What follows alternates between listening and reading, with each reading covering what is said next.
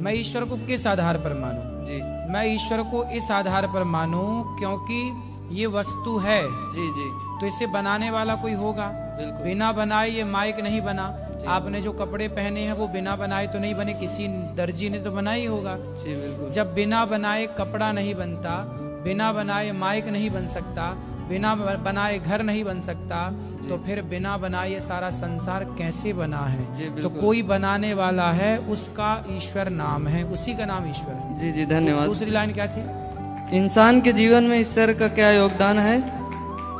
दूसरी, जी ईश्वर का क्या योगदान है? जी ईश्वर का योगदान ये है कि ईश्वर चाहते हैं इसलिए किसान खेत में बीज बो देता है, जी जी पर फसल तो तभी आएगी ना जब भगवान चाहेंगे। बिल्कुल, बिल्कुल। वरना किसान अपने से उगा ले, फसल अपने से कर ले, भाई सबका पर 100-100 कुंटल निकलना चाहिए, किसी का कम किसी का ज्यादा क्यों निकलता है? जी बिल्कुल। तो दूसरा, ये शरीर माता पिता की देन है, कर्म स्वयं पर निर्भर है। शरीर माता पिता की देन यदि है तो फिर कोई बेटा लंगड़ा होता है, कोई अंधा होता है। यदि माता पिता की देन है तो कोई माता पिता थोड़ी चाहेंगे कि हमारा बेटा लंगड़ा और अंधा हो। जी बिल्कुल। फिर अंधा लंगड़ा क्यों होता है?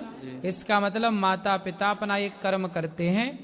स्त्री माँ के गर्भ में 9 महीना बच्चा रहता है, लेकिन शरीर माता पिता की देन तो है। जी यदि माँ बाप की पूरी देन मान लो आप, तो कोई बच्चा अंधा क्यों होता है? जी फिर माँ क्यों नहीं उसकी आंखें लगा देती? फिर कोई लंगड़ा क्यों होता है? माँ क्यों नहीं उसके पांव लगा देती? मतलब कोई है जो माँ के पेट में बैठकर भी आपकी और हमारी रचना कर रहा है, वो परमात्मा है जो सबके भीतर बैठा है। जी जी